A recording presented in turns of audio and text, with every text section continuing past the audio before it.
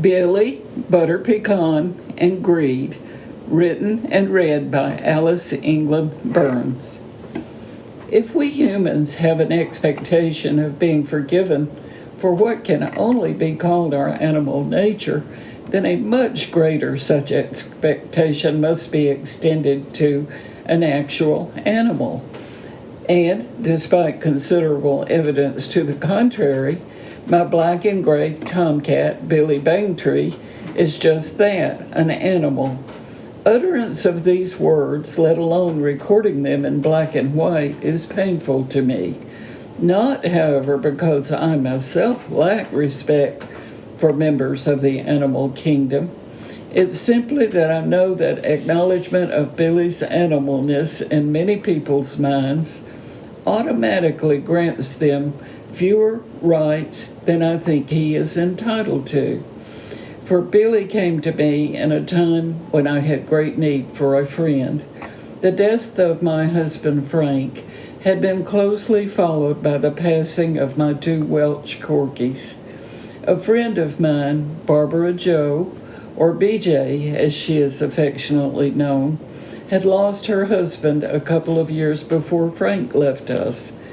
At the behest of her son, John David, affectionately known as JD, BJ was moving from our mountain paradise in Ellijay, Georgia, to Huntsville, Alabama, to live near JD and his wife, Linda, affectionately known as Linda. Linda is allergic to cats. I was planning to relocate to Anniston, Alabama very soon, for the same reason that prompted BJ's move. My son Chris and his daughter-in-law Jerry had wisely suggested that since I was living in an area in which the closest person to me had reported for duty in heaven, leaving me behind, I should consider giving up my overly large home in Ellijay and settling near the two of them. Once I agreed that this was a good idea, Chris and Jerry, between the two of them, made my selection and purchase of a home and my move more trouble-free and enjoyable than any of the 20 or so moves Chris had been through with his dad and me, as we had for years followed a rather nomadic course of upward mobility for his dad. As BJ's move to Huntsville preceded my own move, she delivered Billy to me at my home in Ellijay. Thereafter, concerns that I might have had about difficulties Billy might have with his conversion from an outdoor cat to an indoor cat were soon allayed. And it was not too long before I discovered that Billy was a huge fan of linguistics and that he understood conversational English. My attempted apology to him for putting an end to his freedom to go and come as he pleased in the wilds of the Georgia mountains was met with great loud purrs of love, forgiveness, and understanding. It was then that I learned that Billy was not only wise, but also that he knew how to convey his own thoughts and words to me through ESP. "Don't worry," Billy assured me. "Even fur persons younger than I know that all good things come to an end, and that those ends offer opportunities to enjoy new beginnings. Besides, in all honesty, I was becoming weary of the fact that I was the one and only member of my former family that would willingly take on a snake." At this point, Billy shuddered in revulsion and continued. This situation was rendered more unjust because it was they and not I that chose to live on the banks of a babbling stream where snakes slithered at will. So just relax and keep the fancy feast coming, okay? As if this wasn't enough, I found that Billy had assumed certain duties that he intended to attend to and does so to this day, in order to spare me some chores and, more importantly, afford me maximum security in my home. He proved to be the cleanest cat I have ever owned throughout many years of cat owning, always neat and tidy at his food and water station, and careful not to let litter fly beyond its box. The duty that he considers to be of the most paramount importance, an opinion that he expressed to me in so many ESP words, is responding to the doorbell. Certainly he is not tall enough to turn the doorknob, but he is fully capable of putting himself between me and the door as I open it in order to screen the person or people standing there. And this he bravely and faithfully does without fail. When family and friends are there, he senses whether their attitudes are appropriate, and if they are, he returns to his nap. UPS deliverers, landscape workers, and especially unknown strangers must be dealt with and dismissed by me before Billy leaves his station. Like the big dog Nana and Peter Pan, Billy is aware of the kinds of schedules people should adhere to.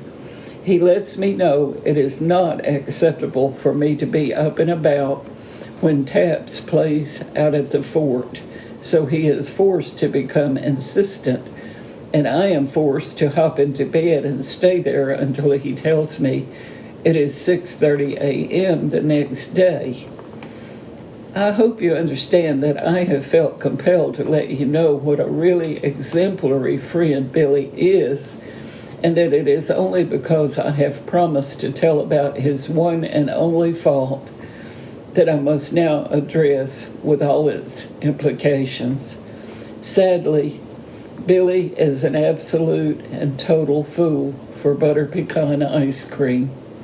The raw greed displayed in his behavior toward this treat was never anticipated when first I shared a little bit in the bottom of the bowl. After his first lick, he looked up at me with what can only be called a schizophrenic-like madness. "How did you come by this sample of ambrosia from the gods?" he inquired, and then, perhaps with a smattering of ire, "And how come you are just now sharing it?" One would think that, having enjoyed my loyal friendship, and yes, I might call it servitude, for lo these many months, you would have thought well enough of me to be eager, not just willing, to offer it to me. Then he licked the bowl some more. As I began to see the kiln-baked flowers begin to disappear from the glaze on the bowl, I removed it, receiving a baleful look from Billy. As he unhunkered himself, stood, and shook one back leg, I could plainly see that he had no intention of wasting further words on me. Now, I must tell you, I consider myself a responsible pet owner. And the vet says that Billy's weight is good. And then he always adds, a little too good, ha ha ha.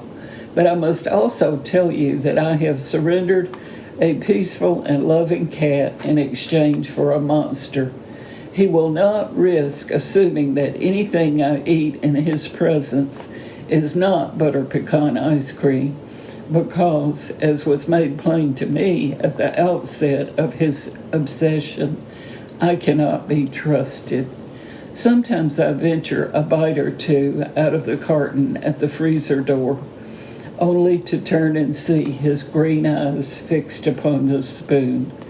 The nightly ritual of offering him just a little bit on the bottom of a bowl is now accomplished entirely without my having had any of that ice cream, because, to tell the truth, Billy's greedy and impatient stare is, in a word, unnerving. In search of a good ending here, and without being too misleading, I can say with impunity that Billy and I are in recovery. We have thought long and hard about the passage in the Bible about greed. What does it profit a man, or even a cat, if he gain the whole world and lose his own soul? Billy agrees my interpretation as to the intent of this passage. He also knows that he has been in dire danger of making butter pecan his whole world, and that unless and until he can drive to the supermarket, purchase the stuff, and dish it up himself, he must trust my judgment as to when he can have it and how much he can have. I've found it impolitic, however, to say this to him in so many words, because based on many of his ESP-fueled responses, he knows some pretty colorful language that, believe me, he has never heard in my house. I think he must have got that from BJ.